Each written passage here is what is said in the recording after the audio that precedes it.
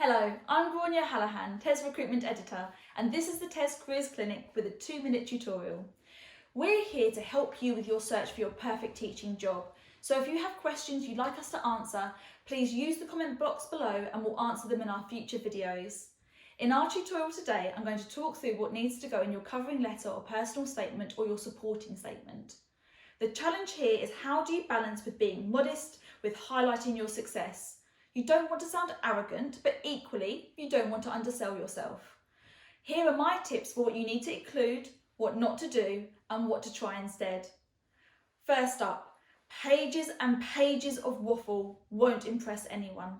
For experienced teachers, 2 sides of A4 is sufficient. For newer teachers, you can try to keep it to a page. Second, match up with what you're saying to the personal specification. This means you cannot use a generic letter for all your applications. My third point is about what to include. Sometimes headings are specified, and if that's the case, use them. But if not, this format will be successful.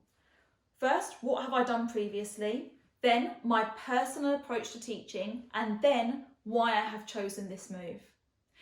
Now, this is 4th on my list, but that just because I've left it to last doesn't mean it is the least important.